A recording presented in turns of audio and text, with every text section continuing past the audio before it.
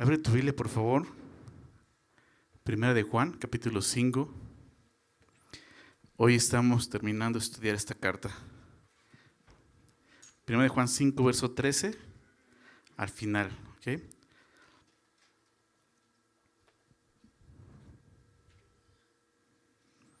Quisiera leerlo, como siempre hacemos, leerlo y después oramos e iniciamos el estudio. ¿Okay?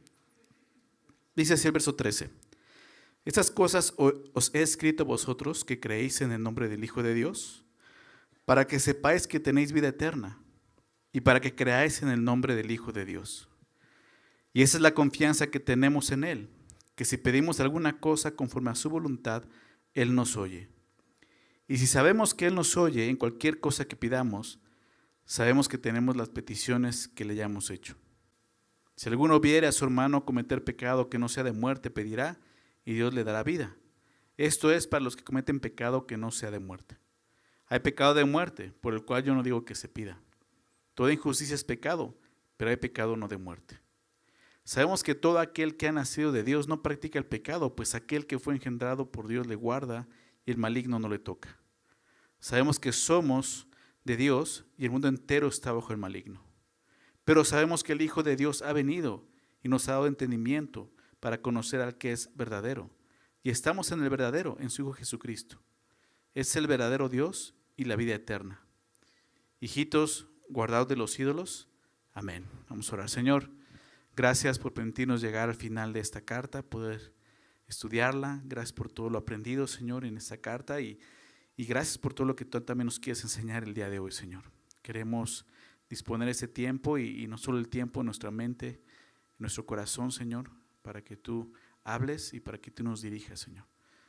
Te rogamos, Señor, que seas tú y tu Santo Espíritu, Señor, enseñándonos y mostrándonos tu verdad, Señor. Trae convicción a cada uno de nuestros corazones para que podamos conocerte más y poder amarte más, Señor, de una forma más adecuada, Señor. Por favor, Padre, guíanos en esta mañana, te lo pedimos esto en el nombre de Jesús. Amén. Bien, el apóstol Juan concluye esta carta con un gran recordatorio. Los cristianos estamos seguros, ¿ok? Esta carta quiere traer seguridad a nuestra vida y estamos seguros. Y no es arrogancia, simplemente es fe, es confianza, una confianza basada en la verdad de Dios, ¿no? Y eso es lo que nos va a enseñar en estos últimos versículos. Este pasaje final, en este pasaje el apóstol Juan nos da 5 certezas espirituales que deben marcar la vida de todo cristiano. 5 certezas que tienes que tener en tu corazón. No son teorías, no son posibilidades, son certezas, ¿ok? Certezas espirituales que nos sostienen en este mundo, ¿ok? Así que vamos a poner atención a esto. Si te diste cuenta, hay una palabra que se repite varias veces, la palabra sabemos, ¿ok? Y eso marca las certezas que tenemos, ¿ok? El apóstol Juan termina esta carta ahí en el verso 13 diciendo estas cosas os he escrito, ¿ok? Y esto es muy peculiar en él porque así terminó también su evangelio. Casi al final de su evangelio escribe esto. Déjame leer en el evangelio de Juan capítulo 20, verso 30 y 31. Él habla de lo que Jesús ha hecho y dice, hizo además Jesús muchas otras señales en presencia de sus discípulos, las cuales no están escritas en este libro, hablando del evangelio de Juan. Pero, dice el verso 31, estas, o sea, las cosas que se han escrito, dice las que ha escrito en el evangelio, estas se han escrito para que creáis que Jesús es el Cristo, el Hijo de Dios, y para que creyendo tengáis vida en su nombre. Entonces, Juan usa esta frase, estas cosas os he escrito, ¿verdad? En el evangelio lo dice para que creas en Jesús el Cristo. El evangelio tiene propósito de creer en Jesús, ¿verdad? De creer en Jesús, creer que Él es el Hijo de Dios, para que creyendo, dice, tengas vida en su nombre. Pero esta carta dice estas cosas os he escrito, ¿para qué? Dice ahí el verso 13, para que sepas que tienes vida eterna, ¿no? Entonces, muy interesante. Se ha dicho que Juan escribió su evangelio para producir fe y esta carta para confirmar su fe, ¿ok? Que es lo que es al final, ¿okay? El evangelio fue escrito para que creas, pero esta carta es para que sepas que tienes vida eterna, ¿ok? Entonces son 5 certezas que nos va a mostrar por las cuales escribe esta carta y es como un resumen también de la carta, ¿ok? Estas cosas os he escrito a vosotros que creéis en el nombre del Hijo de Dios. Así comienza, ¿no? Y lo que vemos es que Juan no le está escribiendo a cualquier persona. ¿Ok? ¿A quién está escribiendo? A los creyentes, ¿verdad? Esto es para los que creen genuinamente en Jesucristo, es lo que dice el texto, ¿verdad? Ustedes que creen en el nombre del Hijo de Dios. Y el verbo creer ahí en esta oración, en el idioma original, está en presente continuo. ¿Qué quiere decir esto? No se refiere a una fe momentánea, ¿ok? Sino a una confianza perseverante. Estamos creyendo y seguimos creyendo en Jesucristo.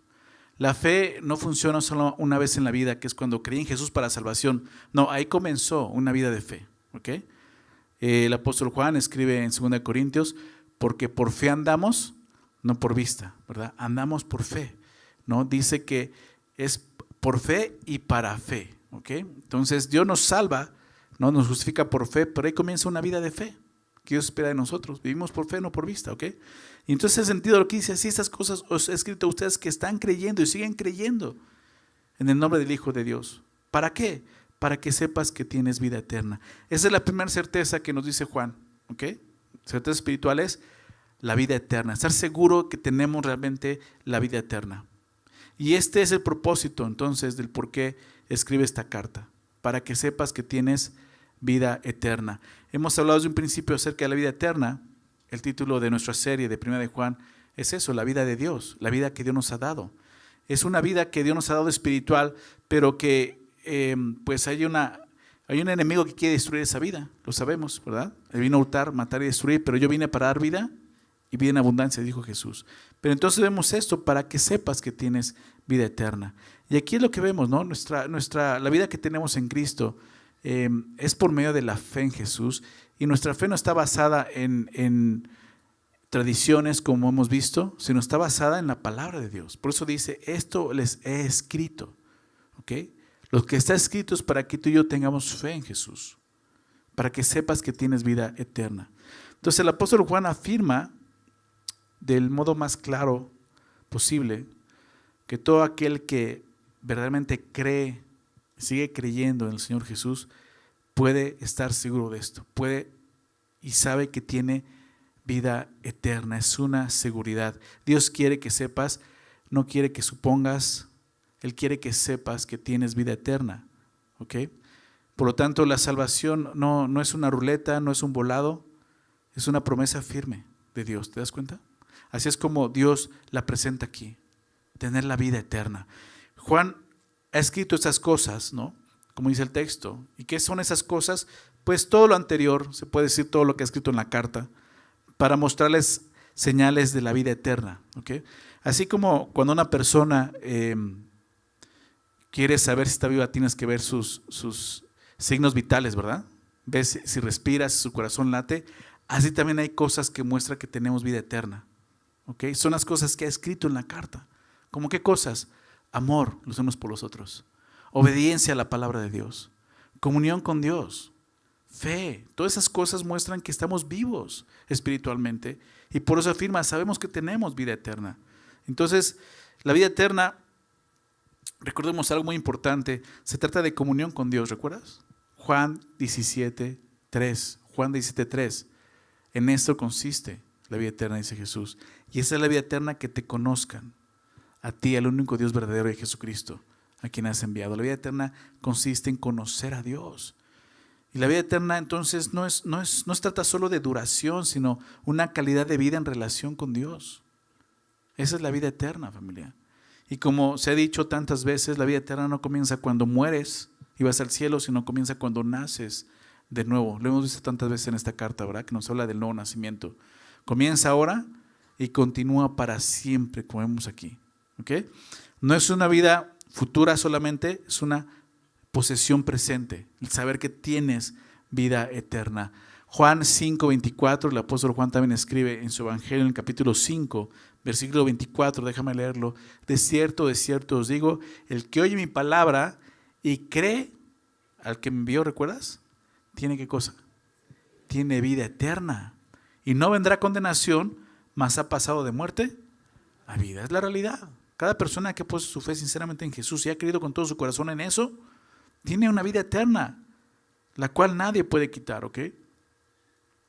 Por lo tanto, sabemos, esta certeza, este conocimiento de la salvación, no es una esperanza incierta, sino una certeza espiritual. ¿Ok? Lo primero que Juan recuerda es eso: tienes vida eterna. Si crees en Jesús, tienes vida eterna. No porque lo sientas, sino porque Él lo dijo. ¿Ok? Esa es la fe. Tu salvación no depende de tus emociones, sino de la obra terminada de Cristo. Él dijo: consumado es, pagado por completo, y es por eso que ya tenemos vida.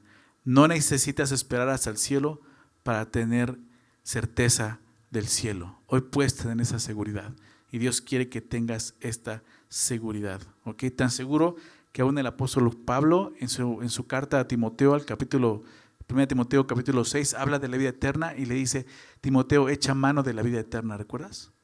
Tienes la vida eterna, vive esa vida. ¿Ok? Estamos seguros de esto. Y al final del versículo 13 dice, déjame leerlo junto con lo que acabamos de ver: para que sepas que tienes vida eterna y para que creáis en el nombre del Hijo de Dios. Entonces dice, estas cosas escribieron para que sepas, pero también, si no lo sabes, para que creas. ¿Ok? Para que creas en el nombre del Hijo de Dios. En un sentido también dices, bueno, pero yo ya creí, pues bueno, para que sigas creyendo. ¿Ok? Para que continuemos creyendo en Jesús como el Hijo de Dios, que no haya duda alguna, porque en eso está la vida eterna realmente, ¿verdad? En eso depende esa seguridad. Versículo 14, vamos a ver la siguiente certeza. Y esa es la confianza que tenemos en Él, que si pedimos alguna cosa conforme a su voluntad, Él nos oye. Y si sabemos que Él nos oye en cualquier cosa que pidamos, sabemos que tenemos las peticiones que le hayamos hecho. Si alguno viera a su hermano cometer pecado que no sea de muerte, pedirá y Dios le dará vida. Y eso es para los que cometen pecado que no sea de muerte. Hay pecado de muerte por el cual yo no digo que se pida. Toda injusticia es pecado, pero hay pecado no de muerte. La siguiente certeza es esta: una oración contestada. ¿Ok? Estamos seguros que dos cosas nos muestran esa certeza: Dios nos oye y Dios responde, ¿verdad? Es lo que vemos aquí. Y esa es la confianza que tenemos en Él. Comienza diciendo el verso 14. Me gusta cómo Juan conecta la fe con la oración, ¿te das cuenta? Esa es la confianza, la fe. La confianza no es duda, sino, como hemos visto, una seguridad basada en la fidelidad de Dios en su palabra. ¿Ok? Ahí está nuestra fe. Esa es la confianza. El saber que tenemos vida eterna en Cristo nos da confianza. Y un ejemplo de esa confianza es hacerle a Dios peticiones en oración con toda seguridad de que Él nos oye. Dios nos escucha, ¿verdad? Cuando oramos, no estamos simplemente hablando al techo. Estamos hablando con el Rey del universo que nos escucha, ¿verdad? No dudes de eso. A veces llega a pasar. Todas esas cosas llegan a suceder en algún momento. No se te ha pasado. Dudas de estas cosas. ¿En verdad si eres salvo? ¿En verdad si tengo vida eterna? ¿No? ¿O en verdad Dios me escucha cuando oro? Bueno, aquí estamos viendo, no dudes. Dios dice esto. Por lo tanto, si vives por fe, es verdad. Estás seguro de esas cosas, ¿ok? Esa es la confianza que tenemos en Él, que si pedimos alguna cosa conforme a su voluntad, Él nos oye, ¿verdad? Y esa es esa certeza. Dios escucha nuestras oraciones y las responde. Pero hay una condición, ¿verdad? Si pedimos alguna cosa conforme a su voluntad, ¿verdad? Él nos oye. La petición debe estar alineada con la voluntad de Dios para que sea escuchada y respondida. Cuando pedimos conforme a su voluntad, es pedir de acuerdo a su carácter, a su propósito, a su verdad. Y cuando lo hacemos así, podemos estar seguros de algo: Él nos oye. Decía, déjame citar aquí a un comentarista, Righty. Él dice, una limitación favorable. ¿Okay? Porque cualquiera diría, ay, ¿por qué Dios pone condiciones? ¿No? Bueno, lo dice así: es una limitación favorable, puesto que lo que Dios quiere es lo mejor para sus hijos, ¿verdad? ¿La condición cuál es? Pedir de acuerdo a su voluntad. ¿Por qué? Porque su voluntad es buena, es agradable, ¿y qué más? Y es perfecta, ¿verdad? Dice Romanos. Entonces, tiene mucha razón. Es favorable, ¿por qué? Porque Dios quiere lo mejor para nosotros, ¿no? Dice Romanos 8, ¿qué hemos de pedir? No sabemos, ¿verdad? A veces no sabemos. Necesitamos una guía, el Espíritu Santo nos ayuda. Pero a veces es eso, no sabemos qué pedir. ¿Por qué? Porque aún no conocemos bien la voluntad de Dios y el Espíritu Santo nos ayuda a hacerlo. Pero la idea es que tú y yo, cuando oremos siempre conectados a Dios, pero alineados a su voluntad. ¿Ok? ¿Y Él qué pasa? Él nos va a oír.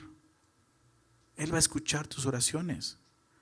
Por lo tanto, una de las verdades que muestra este pasaje es que Dios no está sordo, ¿verdad? Ni distante. Él escucha y responde cuando oramos en su voluntad. Orar conforme a su voluntad no significa orar perfecto, sino orar alineado a su carácter, como hemos visto. No se trata de pedir cualquier cosa, sino pedir lo que Dios desea para nosotros. Por eso es importante que cada uno de nosotros entendamos cuál es la voluntad de Dios para nuestra vida. ¿Verdad? Pablo dice en Efesios, déjame citarlo, Efesios 5, verso 17, Efesios 5, 17 dice, por tanto no seáis insensatos. ¿Ok? No seamos insensatos, sino entendidos. ¿De qué? De cuál sea la voluntad del Señor. Dios quiere que cada uno de nosotros entendamos cuál es su voluntad para nuestra vida. Y eso es responsabilidad de cada uno de nosotros. ¿Por qué? Porque tenemos que aprender a orar de acuerdo a esa voluntad, como vemos aquí. ¿Ok? Si es normal que cuando empiezas a conocer a Dios, oras y no sabes orar de acuerdo a su voluntad. ¿Por qué? Porque aún no lo conoces, lo empiezas a conocer. Pero la idea es que cada día tus oraciones vayan siendo transformadas y dirigidas y alineadas a la voluntad de Dios. Esa es la idea. ¿Ok? No hay otra manera de poder entender la voluntad de Dios si no es a través de su palabra. ¿Ok? Esa es la manera en que vas a poder conocer la voluntad de Dios. Por eso, como cristianos, debemos de permanecer en la palabra de Dios. ¿Verdad? Permanecer en mí. Mis palabras permanezcan en ustedes. ¿Verdad? Si mis palabras permanecen en ustedes, serán verdaderamente mis discípulos. ¿Recuerdas? Y conocerán la verdad, y la verdad os hará libres. Romanos 8. Juan 8. Entonces, tenemos esa certeza, esa seguridad. Dios oye nuestras oraciones, pero tienen que estar alineadas a su voluntad. ¿Ok? Verso 15 dice, y si sabemos que Él nos oye en cualquier cosa que pidamos, sabemos que tenemos las peticiones que le hayamos hecho. Y aquí vemos esa seguridad no solo de que Él nos escucha, sino que Él va a responder de acuerdo a las oraciones que están en su voluntad. Por eso dice, y sabemos que Él nos oye. ¿Cuándo nos oye Él? Verso 14, cuando pedimos de acuerdo a su voluntad, ¿verdad? Bueno, sabemos que tenemos las peticiones que le hayamos hecho. Esta no es una promesa de obtener todo lo que se desea. Será una garantía de que Dios escucha y responde a las peticiones que están alineadas con su propósito. Eso es lo que vemos aquí. Cuando tus oraciones están alineadas con la voluntad de Dios, su respuesta es segura. Está asegurada esa respuesta. Pero aunque la respuesta esté asegurada, cuando le pedimos de acuerdo a su voluntad, lo cierto es que a veces no recibimos la respuesta como quisiéramos. ¿Te ha pasado eso? Oras y esperas que Dios responda de una forma y hace otra cosa. Pero al final es el resultado que tú querías. ¿Te ha pasado eso? Muchas veces Dios responde y cumple su voluntad, pero no como nosotros esperamos. Pero al final podemos reconocer que Él escuchó y respondió nuestras oraciones. ¿Ok? Cuando pedimos de acuerdo a su voluntad, no es que Él va a hacer las cosas como tú piensas o como tú quisieras que sucedieran. ¿Se me explicó? Al final, la forma en que lo hace es diferente, pero sí ocurre lo que tú estás pidiendo. ¿Ok? Y lo puedes ver de una forma muy clara. Entonces aquí vemos esa certeza, esa seguridad, ¿verdad? Por la fe confiamos y sabemos que Dios, si pedimos cosas de acuerdo a su voluntad, Él nos oye y va a responder a esas peticiones. ¿Ok? Estamos seguros de tener esas peticiones. Ahora, versos 16 y 17. Si alguno viera a su hermano cometer pecado que no sea de muerte, pedirá y Dios le dará vida. Eso es para los que cometen pecado que no sea de muerte. El pecado de muerte, por el cual yo no digo que se pida. ¿Ok? Llegamos a uno de los versículos más difíciles en la Biblia. No solo de esta carta, sino de toda la Biblia. ¿No? De repente, ¿de qué está hablando aquí? ¿No? Lo bueno de estudiar la Biblia verso a verso es que no nos podemos brincar estos versículos. Y aparte es que podemos estudiarlos de acuerdo a su contexto, que es lo mejor, ¿verdad? Lo cual da mayor entendimiento para interpretarlos correctamente, verlos en su contexto. ¿Ok? Vamos a ver de qué está hablando. Después de hablar de la certeza de la oración contestada, ¿qué hace Juan en esos versículos? Simplemente ilustra esa verdad, da un ejemplo, ¿ok?, de lo que acaba de decir. Una oración que está alineada a la voluntad de Dios y otra que no está alineada a su voluntad. ¿Ok? Dice el texto, Si alguno viera a su hermano cometer pecado que no sea de muerte, pedirá. ¿Y qué va a hacer Dios? Y Dios le dará vida. Esto es para los que cometen pecado que no sea de muerte. Vamos a dejar ahorita último esta parte del pecado que no sea de muerte. ¿A qué se refiere con pecado de muerte y pecado que no es de muerte? ¿Ok? Pero vamos a tratar de entender lo que está explicando. El pecado al que Juan se refiere aquí, al principio del verso 16, son las luchas reales del creyente. ¿Ok? Como creyentes ya lo vimos, ¿verdad? Hemos sido rescatados del poder del pecado, ¿verdad? Y el pecado ya nos enseñorea de nosotros, dice la palabra de Dios, pero aún vivimos en una carne que peca, es la realidad. Si decimos que no tenemos pecado, le hacemos el mentiroso, lo vimos en el capítulo 1, ¿verdad? Pero si confesamos sus pecados, Él es fiel y justo para perdonar los pecados y perdonar toda maldad. O sea, sí pecamos, y habla de esos pecados, ¿ok? El pecado que es una lucha real como creyente. ¿Y qué tenemos que hacer ahí? ¿Qué tenemos que hacer, dice el versículo? Pedir, ¿verdad? Y Dios le dará vida. ¿Qué habla de esto? Habla de intercesión, interceder. Es una oración que Dios, si está alineada a su voluntad, Dios va a contestar. ¿Recuerdas? Cuando Dios nos permite ver el pecado en la vida de otros, no es para chismear, es para interceder, ¿verdad?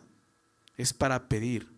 Dice Gálatas 6.1, déjame recordar este versículo. Gálatas 6.1, hermanos, si alguno fuere sorprendido de alguna falta, ustedes que son espirituales, restáurenle con espíritu de mansedumbre, considerando a ti mismo, no sea que tú también seas tentado, ¿verdad? Considerando que tú estás en la misma carne y puedes estar en la misma situación. Entonces, ¿qué dice? Pues restáurale, ¿ok? Pero antes de llegar al punto de restaurarle, ¿qué es? Intercede, ora por él, pide por él, pide de acuerdo a la voluntad de Dios en su vida. Cuando veas a un hermano caer, ora por él. Dios puede restaurar lo que nos dice aquí. Sé un intercesor, no un juez. Hay un juez, ¿verdad? Y no somos nosotros. Dios quiere que intercedamos. Esa es una buena forma de poder mostrar una oración en la voluntad de Dios. La frase que dice ahora, Dios le dará vida, se refiere a una restauración espiritual. Una restauración a la comunión con Dios, ¿verdad? Porque aunque el pecado, ya como creyentes, el pecado no puede robarnos la salvación, no nos quita la salvación, porque sabemos que la salvación no se pierde, ¿ok? Este pasaje no está hablando de eso, ¿ok? La salvación no se pierde. Aunque el pecado puede dañar, no nos quita la salvación, sí puede dañar nuestra relación con Dios, ¿ok? Sí va a afectar nuestra comunión con Dios. Por eso dice, pide y Dios le dará vida. Va a regresarlo a esta comunión con Dios, esta vida eterna que hemos estado viendo. ¿Me explico? Pero la verdad que ilustra Juan es lo que dijo en el versículo anterior. Si oramos de acuerdo a su voluntad, Él nos oye y responde. Si pedimos por un hermano que está luchando con algún pecado, Dios nos oye y le dará vida. Porque la voluntad de Dios es que sus hijos disfruten de la vida eterna, de la comunión con Él, ¿verdad? Y de eso se trata, ¿ok? En el hilo conductor en el que va Juan escribiendo, realmente esto es lo que nos va a llevar a la siguiente certeza, en el versículo 18. Pero vamos a continuar viendo de qué está hablando. Dice, hay pecado de muerte por el cual yo no digo que se pida. Entonces la duda es esta, ¿a qué se refiere? ¿Pecado de muerte, pecado no de muerte? No está diciendo que hay niveles de pecado, ¿ok? La Iglesia Católica ha dicho que esto se refiere a pecados graves y pecados no tan graves, ¿no? Pecados veniales le llaman ellos, ¿no? Pecados de muerte, pecados veniales. Realmente eso no existe, ¿ok? No es que hay pecados que no está, o sea, ¿por qué? Porque de ahí se agarra la gente. Bueno, este pecado no es tan importante para Dios, entonces puedo hacerlo y ya nada más ahí va, doy limosna y con eso ya alarmo, ¿no?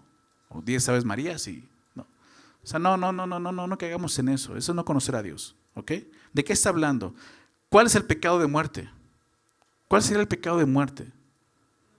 Solo hay uno. Rechazar a Jesucristo, ¿ok? Es el pecado de muerte. Cuando un hombre le da la espalda a Jesucristo, así deliberadamente y voluntariamente, eso es pecado de muerte, ¿ok? Y esto nos lleva a dos posibles interpretaciones. Hay muchas interpretaciones acerca de este versículo, pero creo que esas son las dos más seguras en las que podemos ver el texto y el contexto, ¿ok? Uno es la blasfemia contra el Espíritu Santo, ¿ok? ¿Qué es eso precisamente? Déjame leerlo en Mateo, Mateo 12:31, en las palabras de Jesús. Jesús dijo en Mateo 12:31, por tanto os digo, todo pecado y blasfemia será perdonado a los hombres. Todo pecado y blasfemia será perdonado, cuando hay arrepentimiento obviamente. Mas la blasfemia contra el Espíritu Santo no le será perdonada. Es el pecado imperdonable, es el pecado de muerte. Dice, cualquiera que dijera alguna palabra, aún contra el Hijo del Hombre, contra Jesús, le será perdonado. Pero al que hable contra el Espíritu Santo, no le será perdonado ni en ese siglo, ni en el venidero. Están culpando a los fariseos a Jesús de hablar por medio de Belcebú, el espíritu del diablo, de Satanás, y no por el Espíritu Santo. Entonces Jesús habla de esta blasfemia. ¿Por qué no pueden reconocer que es el Espíritu Santo hablando a través de Jesús? Está negando la obra del Espíritu Santo. ¿Y cuál es la obra del Espíritu Santo? Convencer al mundo de pecado, de justicia y de juicio, ¿verdad? Y la blasfemia contra el Espíritu Santo no es otra cosa más que eso, que el Espíritu Santo te esté tratando de convencer acerca de la persona de Jesús. Él vino a morir por tus pecados, eres un pecador, vino a morir por ti para darte salvación, y tú digas, no te creo.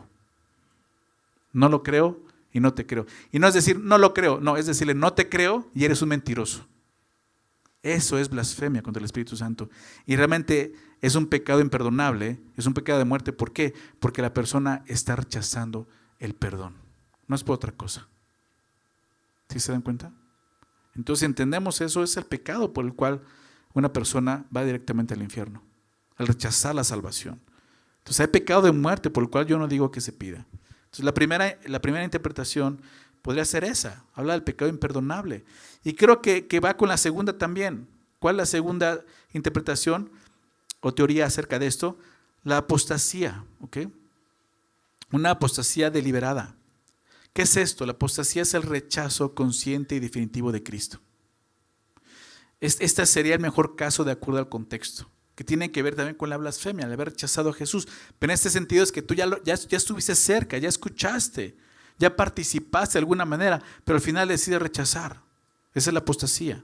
Un apóstata es alguien que ha escuchado las grandes verdades de la fe cristiana, ha aceptado aún intelectualmente que Jesús es el Cristo, e incluso se ha identificado como cristiano. Sin embargo, llega un momento que rechaza. Nunca ha experimentado una verdadera salvación. Después de haber gustado los beneficios del cristianismo, lo rechaza por completo y rechaza al Señor Jesucristo. En toda la carta, el apóstol Juan se dirige a los gnósticos, ¿recuerdas? Es el contexto de la carta. Falsos maestros que antes eran parte de la comunión cristiana. Habían profesado ser creyentes y conocían los hechos de la fe, pero luego, ¿qué hicieron? Le dieron la espalda al Señor Jesús y aceptaron una enseñanza que negaba totalmente su deidad. Los anticristos, ¿recuerdas? Una apostasía muy clara. Y con esa actitud ellos estaban cometiendo el pecado de muerte. En el capítulo 2, verso 19, déjame leer esto, ¿recuerdas este versículo? El capítulo 2, verso 19, salieron de nosotros, pero no eran de nosotros. ¿Recuerdas? Porque si hubieran sido de nosotros, ¿qué hubiera pasado? Habrían permanecido con nosotros. Pero salieron para que se manifestase que no todos son de nosotros. La apostasía, ¿te das cuenta? Es el pecado imperdonable, es el pecado de muerte al que se refiere aquí. Entonces, el apóstol Juan dice esto al final del verso 16. Hay pecado de muerte por el cual yo no digo que se pida. En el contexto está hablando de pedir, ¿verdad? De acuerdo a la voluntad de Dios iba a responder. Entonces Juan dice, cuando es pecado no de muerte, o sea, cuando sabes que esa persona es una sincera persona que ha creído en Jesús, pero está batallando, pide y Dios va a oír. Pero cuando es una persona que realmente rechazó deliberadamente a Jesús, ha apostatado de la fe, dice, yo no pido que ores. Porque es muy interesante. Juan no prohíbe orar, simplemente él no dice que se pida por esto. ¿Por qué? Porque el orar por una persona que se encuentra en pecado de muerte, no podemos tener la confianza que se menciona en el versículo anterior. ¿Ok? ¿Por qué? Porque no se trata solo de la voluntad de Dios, sino de la voluntad de esa persona. Si oramos de acuerdo a la voluntad de ¿quién? De Dios, Él nos oye. Pero en un caso así, no sabemos. ¿Ok? Porque no depende solo de Dios, depende también de esa persona en un sentido. Ahora no quiere decir que no ores por personas que están en esa situación. Ora, pero no esperes que Dios conteste esa oración. ¿Me explico? No puedes tener certeza, decir, yo ya oré de acuerdo a la voluntad de Dios, Él quiere que todos se salven, sí, pero esta persona no quiere salvarse. Ese es el pecado de muerte. ¿Sí queda claro? Ese es el ejemplo que está poniendo aquí. Verso 17, toda injusticia es pecado, pero hay pecado no de muerte. Cierra esto porque quiere dejar muy claro precisamente lo que no ha sido tan claro para algunos. Toda injusticia, ¿qué es? Es pecado. No puedo decir, esto es un pecado menor, entonces no hay tanto problema. No, es pecado, ¿ok? Juan cierra este ejemplo advirtiendo sobre la gravedad del pecado, mostrando la naturaleza del pecado, ¿ok? Toda injusticia, ¿qué es? Es pecado, el pecado es una injusticia. Y ya lo dijo en el verso 4 del capítulo 3, déjame leerlo. Capítulo 3, verso 4, todo aquel que comete pecado infringe también la ley, pues el pecado es infracción de la ley. Y ahora dice, todo pecado es injusticia. ¿Okay? El pecado es injusticia, ¿por qué? Porque quebranta la justicia de Dios. El pecado es una violación tanto de la ley como de la justicia de Dios, ya lo dijo Juan. Todo pecado es grave porque es una afrenta a Dios. Me gusta que está ese versículo, porque precisamente Juan quiere dejar muy claro, no estoy diciendo que hay pecados leves y otros graves, como lo han tomado muchos, no se trata de eso. El pecado es gravísimo delante de Dios, porque afrenta a Dios. ¿Ok? No tenemos estos versículos para decir, bueno, entonces hay niveles de pecados, ¿no? Yo dije una mentirita piadosa. No, es pecado delante de Dios. ¿Ok? Entonces, el pecado es injusticia, es una afrenta. No debemos olvidar que el más pequeño de los pecados costó la sangre del Hijo de Dios. ¿Ok?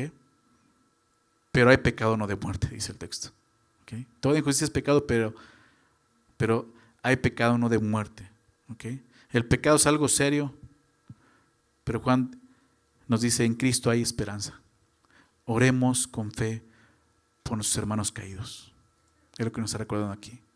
Ora por aquellos. ¿Por qué? Porque hay pecado no de muerte, aún puedes orar y Dios les va a dar vida. ¿Ok? Vamos a ver la siguiente certeza, verso 18. Nos habla de una vida transformada, esa es la certeza. Sabemos que todo aquel que ha nacido de Dios no practica el pecado, pues aquel que fue engendrado por Dios le guarda y el maligno no le toca. ¿Okay?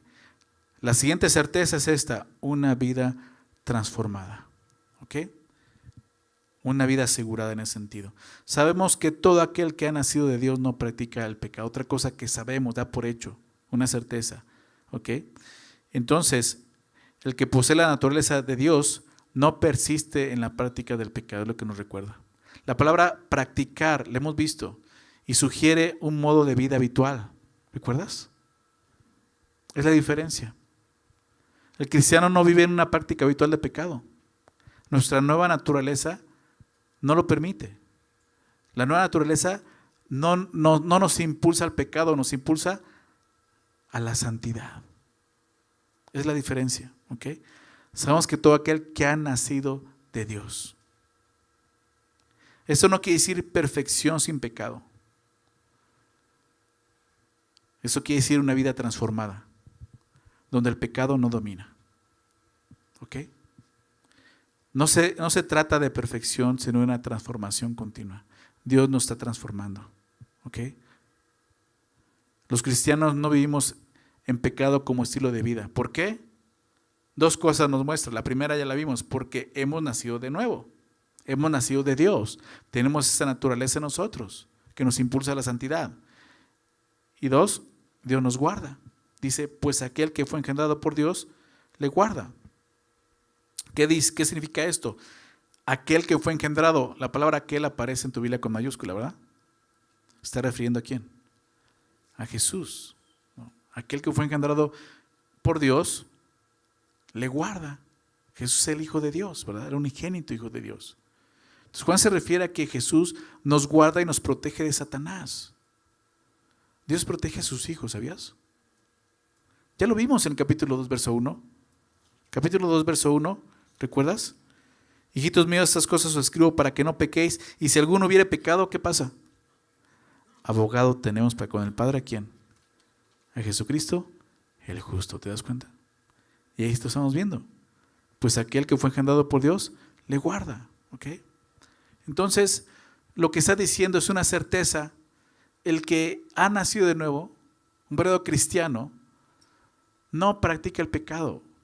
No vive constantemente y habitualmente en pecado. ¿Por qué? Por dos cosas. Porque ha nacido de nuevo, tiene la naturaleza de Dios que ya no le va a permitir pecar, sino al contrario, vivir en santidad. Y dos, tiene a Jesús. Jesús lo va a guardar. ¿Ok? Ve lo que dice el verso al final. Y el maligno no le toca. El maligno está hablando de Satanás, ¿verdad? El maligno no le toca. ¿Ok? Dices, ¿en serio? Sí, es lo que dice. ¿Pero a qué se refiere? Aunque Satanás puede perseguir, puede tentar, puede acusar a los creyentes, Dios nos protege y Dios limita su influencia y su poder sobre nosotros. ¿Verdad? En ese sentido, Él no nos toca. Al ser hijos de Dios y pertenecerle a Dios, Satanás debe actuar dentro de los límites que Dios establece. No puede hacer nada que Dios no permita, como sucede claramente en el caso de Job. ¿Recuerdas a Job? ¿Has leído Job? Si no lo has hecho, léelo, vas a ver eso. Eso significa que Dios no te toca. ¿Okay? El diablo puede tentar, pero no podrá poseer ni controlar a un hijo de Dios. Es la realidad. ¿Okay? En el griego la palabra tocar significa asirse de algo, aferrarse a algo, más que un mero toque superficial. Está hablando de algo que te agarra. ¿Ok? Y la idea aquí es que el diablo no puede arrebatar a una persona de Cristo. Él no puede arrancarte. ¿Ok? Él no puede quitarte la vida que Dios te ha dado. Esa es la seguridad. Si has nacido de nuevo, Dios está contigo. Y como vemos aquí, Dios va a transformarte. ¿Por qué? Porque estás seguro en Él. Verso 19, siguiente certeza. Sabemos que somos de Dios y el mundo entero está bajo el maligno. La cuarta certeza es esta. Pertenecemos a Dios. ¿Verdad? ¿Sí lo leíste? Sabemos que somos ¿de quién? De Dios. ¿Ok? Este versículo nos recuerda que existen solo dos bandos. Los que son de Dios y los que están bajo el poder del maligno. ¿No? ¿De qué lado estás? No es a quién le vas. ¿De qué lado estás? ¿Okay? ¿Con quién te identificas? Como creyentes, nuestra identidad está en Dios. Piensa en eso. En un mundo en el que precisamente el diablo quiere robar identidad, tenemos que estar seguros de esta identidad. ¿A quién pertenecemos? ¿Quién eres? Ante cualquier cosa, ¿quién eres? Principalmente soy un hijo de Dios. Pertenezco a Dios. ¿Okay? Pertenezco a Dios por medio de la fe en Jesucristo. Nada más. Soy suyo. Y Satanás no toca al nacido de Dios. No puede hacerlo, por lo que vimos en el verso anterior. No lo toca. Dios lo guarda. Satanás no toca al que ha nacido de Dios, pero sí tiene al mundo entero bajo su dominio. Es lo que dice. Y el mundo entero está bajo el maligno. Es la realidad. ¿Ok? El mundo entero está bajo el maligno, pero tú no. ¿Verdad? ¿Sí o no? Estás bajo Cristo. ¿Verdad? Tu vida está escondida en Él, dice Colosenses. Entonces es la realidad. El mundo no resiste al diablo. No puede resistir al diablo. ¿Por qué? Porque la palabra, esa palabra que habla de está bajo el maligno, habla de yacer, yace. ¿Ok? El mundo yace pasivamente en él. Es el sentido de la oración. El diablo no tiene que tocar o echar mano o asir del mundo, porque el mundo yace en él, completamente dominado y esclavizado por él. Y lo podemos ver todos los días. Así está el mundo, ¿te das cuenta?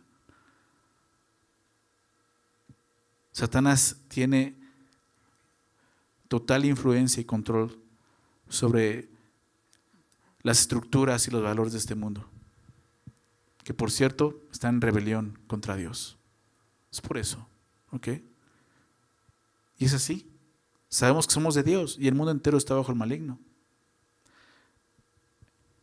el mundo entero es como un campo minado. Pero tú y yo tenemos el mapa y la protección, ¿te das cuenta? Este pasaje nos recuerda que estamos en el mundo, pero no somos del mundo. ¿A quién? ¿A quién pertenecemos? A Dios. ¿Estás seguro de eso? Es una seguridad, una certeza.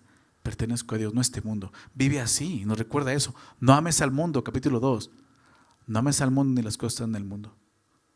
Porque el amor del Padre no está en él. ¿Recuerdas? Somos de Cristo. Y vamos a ver la última certeza en el verso 20. Pero sabemos que el Hijo de Dios ha venido y nos ha dado entendimiento para conocer al que es verdadero. Y estamos en el verdadero, en su Hijo Jesucristo. Este es el verdadero Dios y la vida eterna. La última certeza que aparece es esta: el conocimiento del Dios verdadero.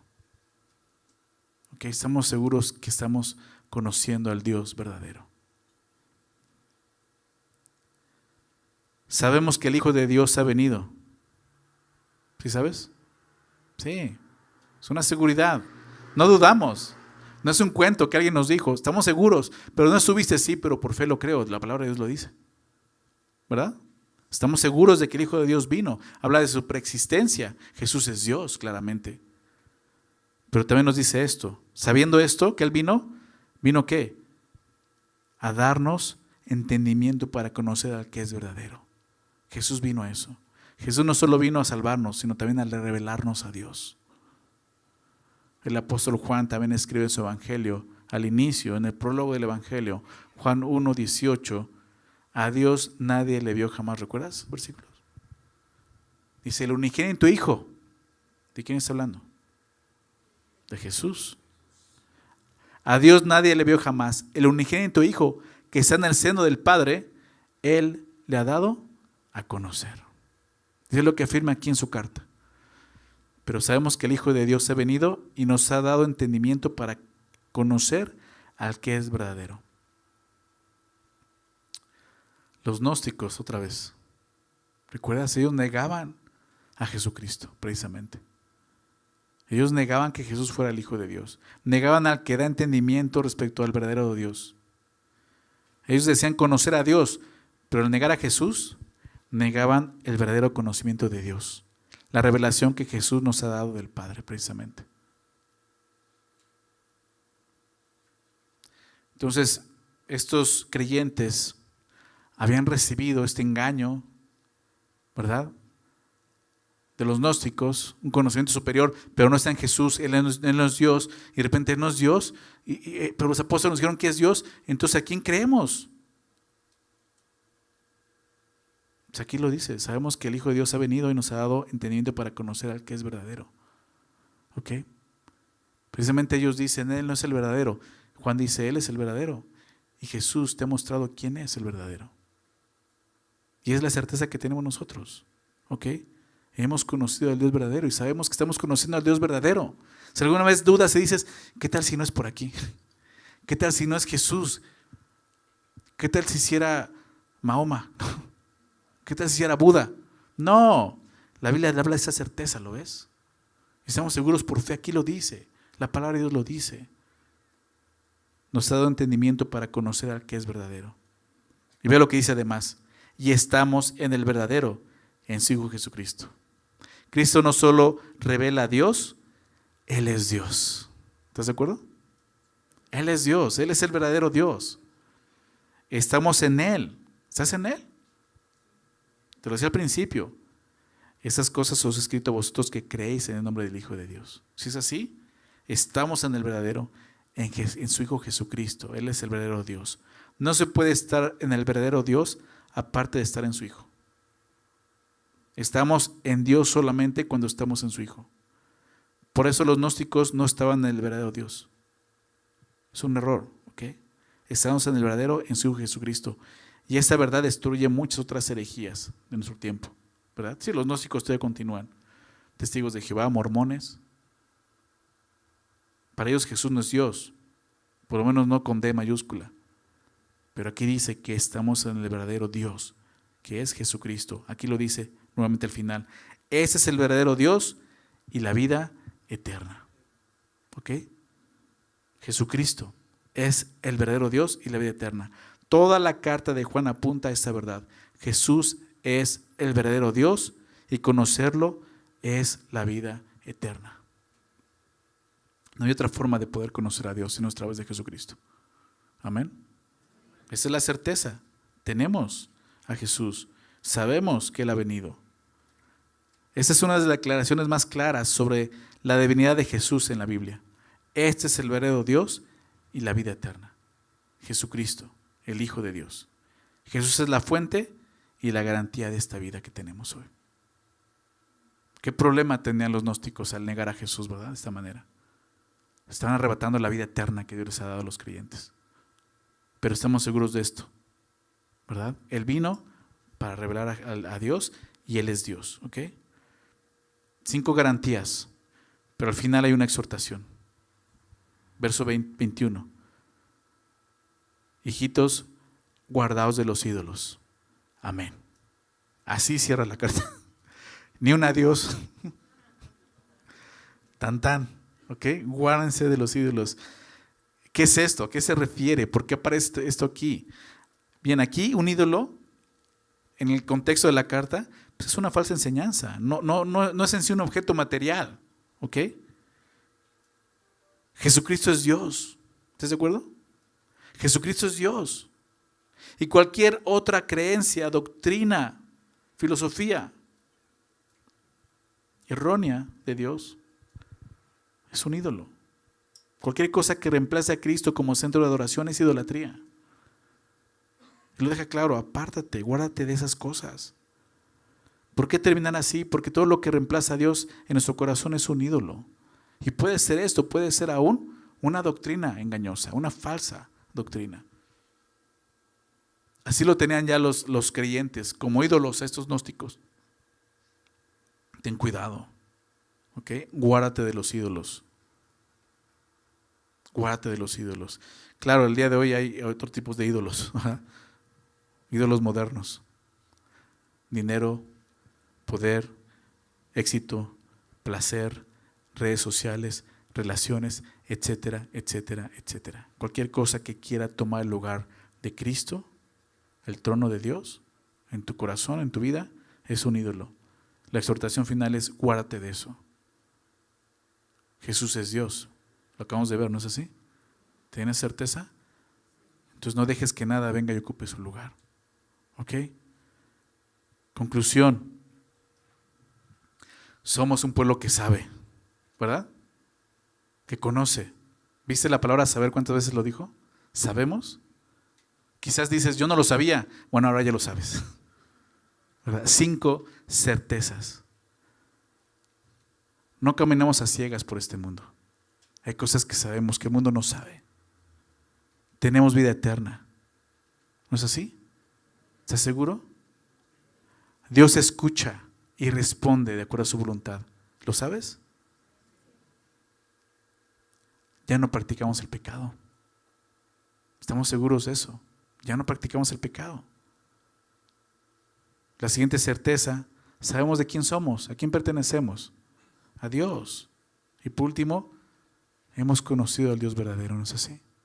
Jesús vino a mostrarnos al Dios verdadero y estamos en Él. Son las 5 certezas que nos van a ayudar a enfrentar este mundo y todo lo que implica tentaciones, pruebas.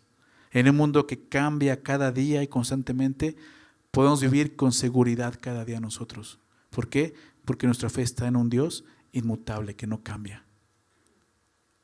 Y esas verdades que fueron escritas hace casi 2000 años siguen vigentes para nosotros el día de hoy.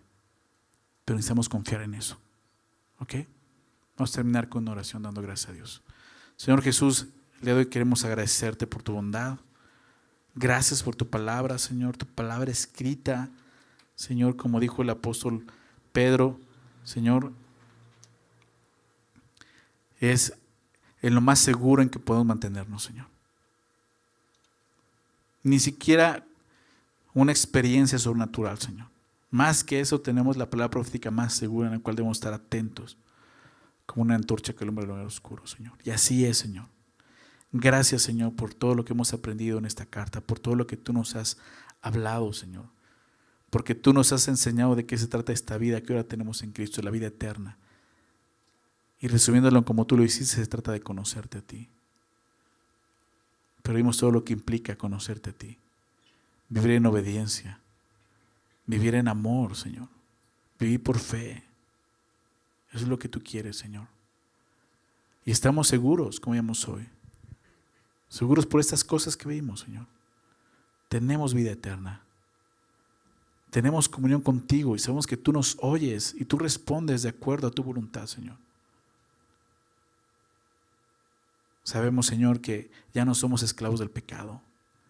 Ya no lo practicamos como algo vital en nuestra vida, Señor. Nos has dado la victoria sobre el pecado. Sabemos a quién pertenecemos. Somos tuyos, Señor. Ya no somos de este mundo. Y por último, Señor, hemos conocido al Dios verdadero y estamos en Él. Eres tú, Señor Jesús. Gracias por esas seguridades. Ayúdanos a vivir con esa certeza, Señor, sin dejar que nada ni nadie tome tu lugar en nuestra vida, Señor. Que seas tú para nosotros, Señor, el Rey, el Señor, nuestro Dios, siempre, en cada momento, en cada decisión, en cada día, que tú reines y gobiernes en nuestra vida, Señor. Gracias, Padre eterno, porque todo esto sucedió simplemente por algo que tú hiciste hace 2000 años. Enviaste a tu Hijo a este mundo a morir por nuestros pecados. Es algo que hemos entendido y no solo entendido, hemos creído con todo nuestro corazón. Y por eso disfrutamos el día de hoy de estas verdades y de estas certezas, Señor. Gracias, Padre, por la seguridad que nos has dado, Señor. Yo te pido, si hay alguien aquí que no tiene esa seguridad, quizás es la primera vez que escucha este mensaje, Señor, revélate a su vida, muéstrale que en ti puede estar seguro, que este regalo de vida eterna también es para él. Solo tiene que creer con todo su corazón. Por favor, Señor. Gracias nuevamente por tu palabra, Señor, y gracias por permitirnos llegar al final de esta carta. En el nombre de Jesús. Amén.